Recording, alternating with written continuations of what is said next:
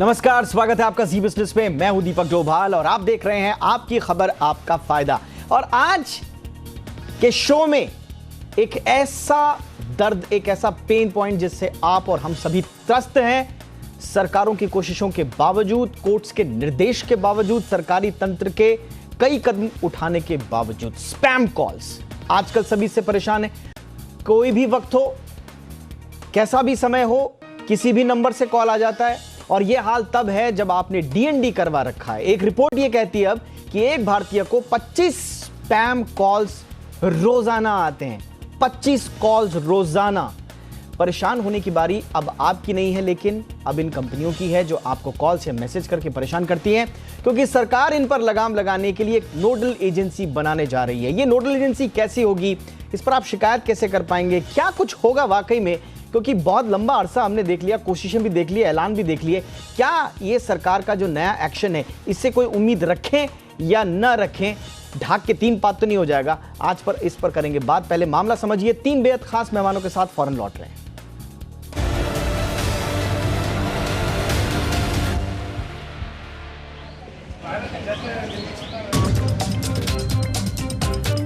Spam call, ये वो call हैं जिसे देखते ही लोगों का हाथ कॉल रिसीव करने के लिए नहीं, बल्कि झुंझलाकर कॉल काट देने के लिए उठता है। ये वो कॉल्स हैं जिससे आज देश का हर मोबाइल यूजर परेशान है। कोई भी कभी भी वक्त बेवक्त कॉल कर ही देता है, जिसमें वो हमें कुछ न कुछ बेचने की कोशिश करता है, फिर चाहे बेचे जाने वाली चीज कोई प्रोडक्ट हो या फिर सर्विस।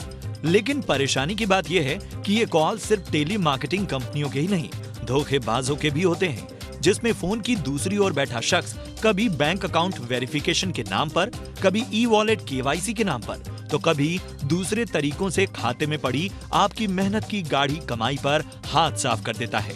एक रिपोर्ट बताती है कि स्पैम कॉल्स के मामले में भारत 5वें पायदान पर है और एक भारतीय को 25 से 26 स्पैम कॉल्स रोजाना आती हैं। परेशानी की बात यह है कि इन कॉल्स की संख्या 15% की दर से बढ़ रही है। रिपोर्ट बताती है कि स्पैम कॉल्स के लिए सबसे ज्यादा टेलीकॉम ऑपरेटर जिम्मेदार हैं। लोगों को आने वाली कुल स्पैम कॉल्स का 52% कॉल्स टेलीकॉम ऑपरेटर्स के जरिए होते हैं, जबकि दूसरी टेली मार्केटिंग कॉल्स की संख्या 34% होती है। तीसरे नंबर पर बैंकिंग और फाइनेंशियल सर्विस की कॉल्स होती हैं। 10% कॉल्स धोखाधड़ी वाले होते हैं। इतना ही नहीं, 98.5% कॉल्स निजी नंबरों से किए जाते हैं। यहाँ पर भी 91% मैसेज टेक्स्ट टेलीकॉम ऑपरेटर और बैंक के होते हैं। लेकिन यहाँ अच्छी बात यह है कि जल्दी ही इन चीजों पर सरकारी हंटर चलने वाला है। हम ऐसा इसलिए कह रहे हैं क्योंकि फाइनेंशियल फ्रॉड और अनचाही कॉल्स को रोकने के लिए सरकार डिजिटल इंटेलिजेंस यूनिट के नाम से एक नोडल एजेंसी बनाएगी, जिसके तहत वेब या मोबाइल एप्लीकेशन और एसएमएस बेस्ड सिस्टम को डेवलप किया जाएगा। लोग इस नोडल एजेंसी से अपनी शिकायत दर्ज करवा पाएंगे, जिसके बाद उन टेली मार्केटर्स और लोगों के खिलाफ सख्त कार्रवाई की जाएगी। नोडल एजेंसी पहली बार संबंधित एजेंसी पर जुर्माना लगाएगी और गलती को बाद में दोहराने पर उनके रिसोर्सेज को भी काटा जा सकता है। सरकार इसके अलावा डीएनडी को भी सख्ती से लागू करवाएगी। इस संबंध में सरकार ने डीओटी को आदेश भी जारी किया है। ऐसा नहीं है कि देश में इस तरह की कॉल्स को रोकने या फिर धोखाधड़ी को रोकने के लिए तंत्र नहीं है, लेकिन इन अनचाही कॉल्स की दिनों दिन बढ़ती संख्या ने नोडल एजेंसी को बनाना वक्त की जरूरत बना दिया है। ऐसे में उम्मीद की जा सकती है कि आने वाले दिनों में फोन पर हमारे जानने वालों के ही कॉल्स आएंगे, न कि टेलीमार्केटिंग और फिशिंग के। ब्यूरो रिपोर्ट, जी मीडिया।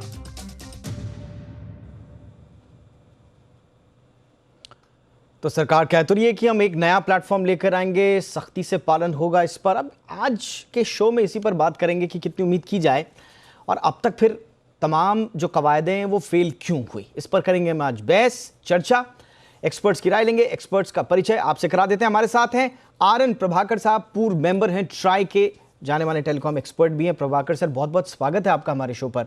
हमारे साथ है डॉक्टर प्रशांत माली, जाने माने साइबर सिक्योरिटी एक्सपर्ट हैं। प्रशांत माली, आपका भी बहुत बहुत स्वागत है। और इसके अलावा भी हमारे साथ कुछ मेहमान जुड़ेंगे, उनका भी हम परिचय आपसे कराएंगे। लेकिन प्रभाकर सर, आपसे चर्चा की शुरुआत करते हैं। सर, ये आप तो ट्राई के मेंबर भी रहे, प्रॉब्लम क्या है सर? कोर्ट्स कई बार कह चुका है, कंज्यूमर कई बार कोर्ट्स में जा चुके हैं, फोरम्स में जा चुके हैं, सरकार भी चिंतित होगी, जाहिर सी बात है। और ये कोई ऐसी प्रॉब्लम नहीं है जो कि छुपी हुई है, ये सबके सामने है और नई नहीं है, बहुत पुरानी है। इसके बावजूद ट्राई जैसी संस्था इसे रोकने में क्यों नाकाम हो गई सर?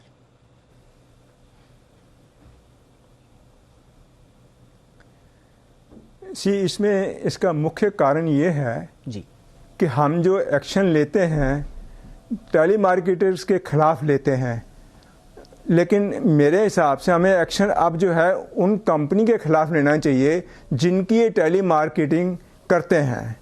क्योंकि टेली मार्केटर तो हुआ, उसको आपने फ़ाइन लगा दिया, फ़ाइन इतना कम होता है कि उससे ज़्यादा उनको अर्निंग होती है, उससे ज़्यादा उनको फ़ायदा होता है, तो एक रिसोर्सेज काट भी दिए तो एकदम जो है किसी और नाम से रिसोर्सेज ले लेते हैं।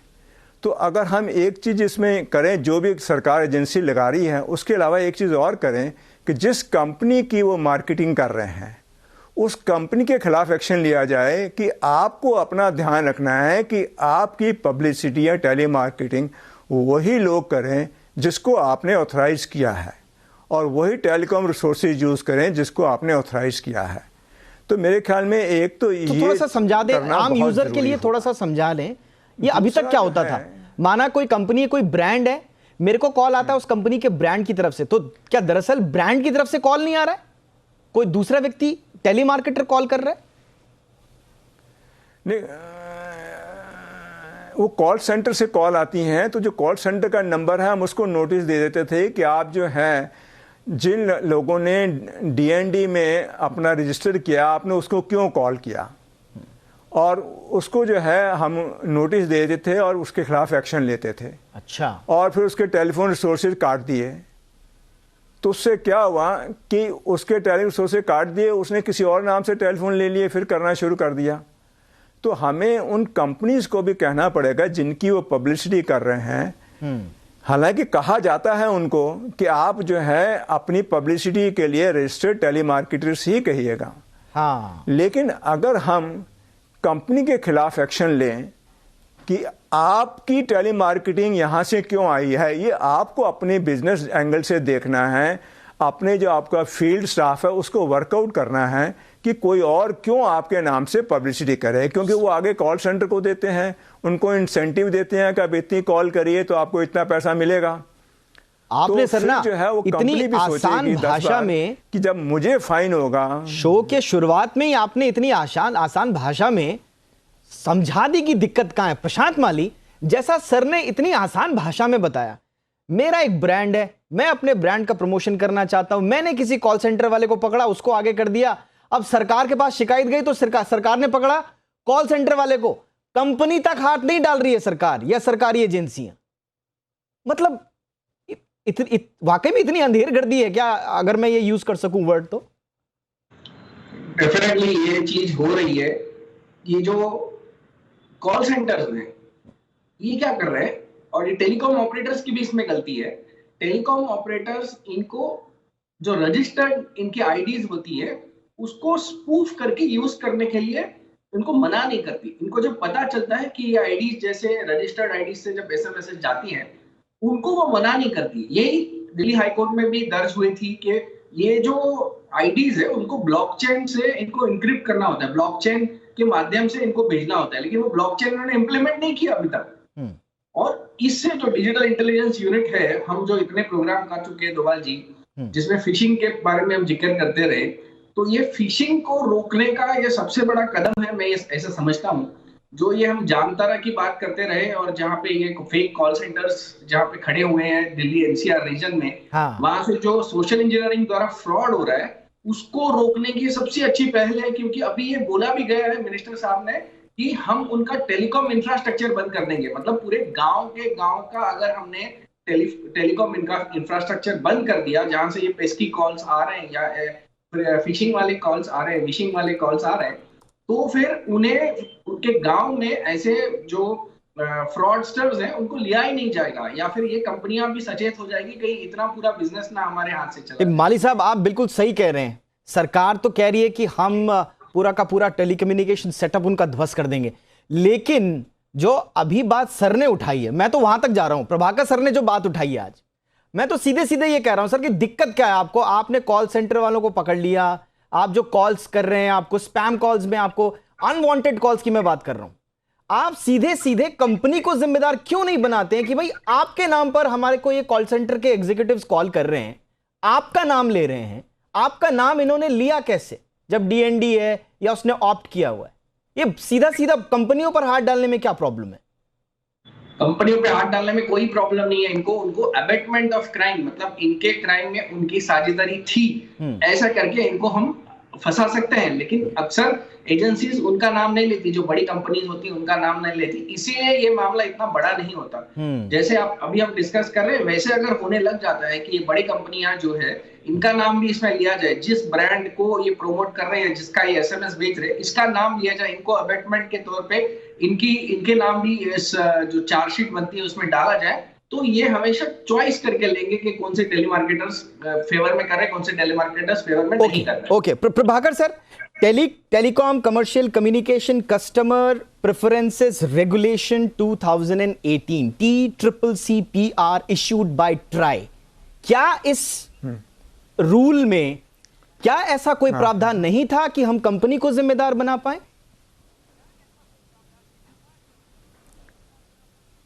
नहीं, अभी तक ये सोचा जा रहा था कि जो भी किसी कंपनी की पब्लिसिटी करेगा तो एक कॉल सेंटर जो है 8-10 कंपनियों की पब्लिसिटी करता है, तो इसलिए वो कॉल सेंटर जो है रिसोर्सेज लेगा और रिसोर्सेज को रजिस्टर करवाएगा, और जब रजिस्टर करवाएगा तो उसके हिसाब से डीएनडी में सबकी उसकी एंट्री हो जाएगी और किसी और को कॉल नहीं करेगा।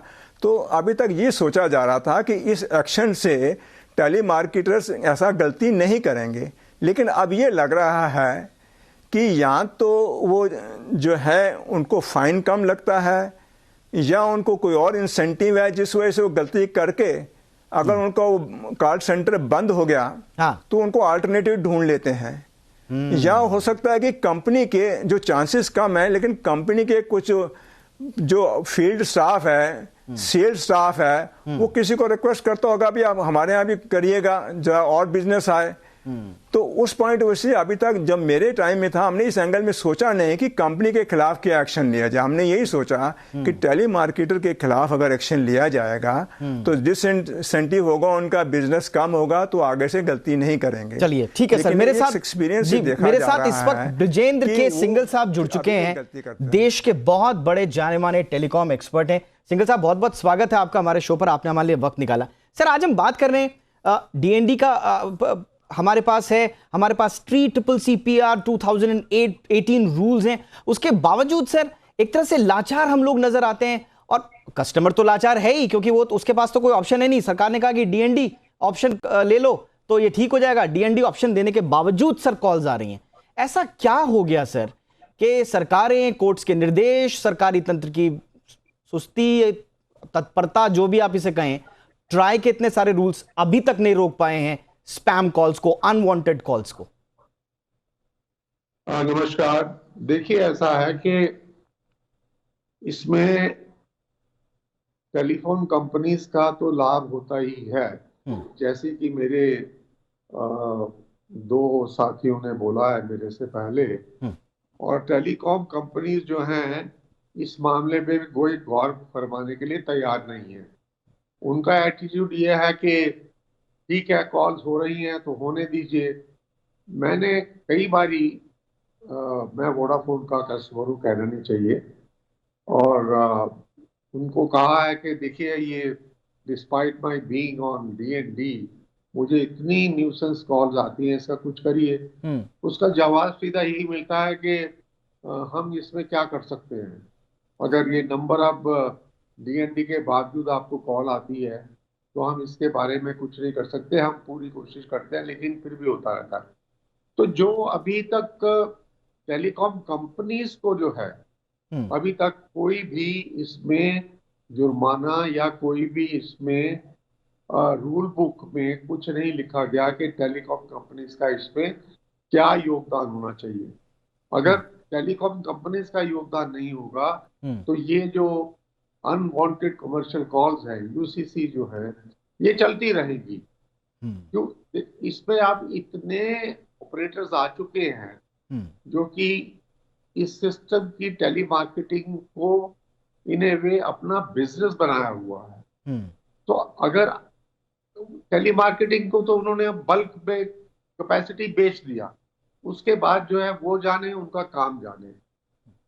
अगर अब ये जो डिजिटल एजेंसी बनाई जा रही है, मेरे ख्याल में ये एक बहुत ही महत्वपूर्ण एक कदम उठाया जा रहा है अगर इससे रुक सकता है।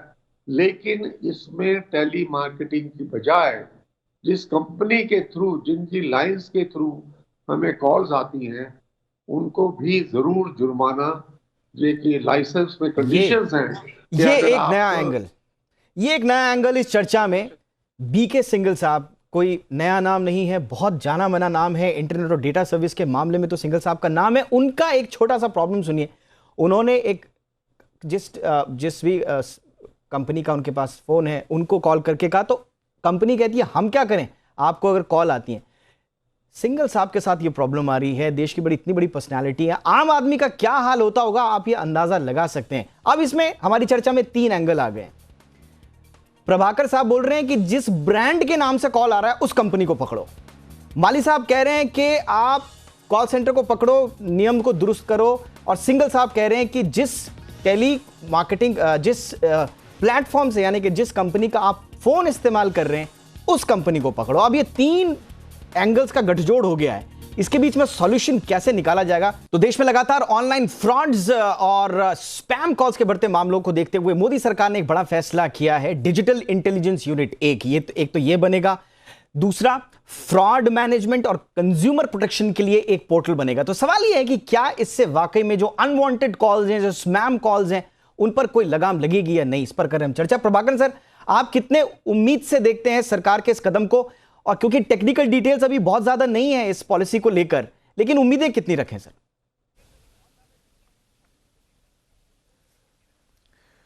नहीं, उम्मीद तो हमें अच्छी रखनी चाहिए, क्योंकि सरकार भी जो है बहुत ही अच्छी इंटेंशन से इन सब चीज़ों को कंट्रोल करना चाहती है। अब उसको करने के लिए जो है, ये जो एजेंसीज हैं, इन एजेंसीज को काफ़ी एक्टिव होना पड़ेगा कि जो है जब उनके पास ऐसा कोई मामला आता है तो उसको जल्दी से जल्दी इन्वेस्टिगेट करके ये पता किया जाए कि टेलीफोन ऑपरेटर ने उनसे प्रॉपर जो है एग्रीमेंट साइन किया है, नहीं किया है कि ये अनवांटेड कॉल नहीं करेंगे। अगर वो किया है तो उनके रिसोर्सेज काटे या नहीं काटे, दोबारा रिसोर्सेज देते हुए क्या क्या क्रॉस चेक किया गया, उस जगह का, उनके ओनर्स का क्या किया है। तो जब ये एजेंसीज इस मामले में काफ़ी एक्टिव रहेंगी तब तो कुछ कंट्रोल होगा। क्योंकि टेलीकॉम सर्विस प्रोवाइडर को तभी पता लगेगा जब उसके पास शिकायत आएगी कि उसके टेलीफोन गिवन नंबरों से किसी ने डीएनडी रजिस्टर्ड नंबर को कॉल किया है। बिल्कुल। अब खास तौर से जब 140 नंबर हो गया है कॉल करने के लिए, तो आपको तब तक नहीं पता लगेगा जब तक कि कंप्लेंट नहीं की जाएगी कि मुझे इस नंबर से आई है। बिल्कुल सर, तो लेकिन अभी हमारे सामने आया ना एग्जांपल, सिंघल साहब ने तो करके बताया अपनी कंपनी को कि भाई मेरे को डीएनडी के बावजूद कॉल्स आ रहे, उसके बाद कंपनी कहती है अपना पल्ला झाड़ लेती है। सिंघल साहब, आप कितने आश्वान्वित हैं इस नए सरकार के कदम से? मैं एक मिनट कहूं। अच्छा प्रभाकर सर, बोलिए सर, संक्षेप में बोल पाए अगर।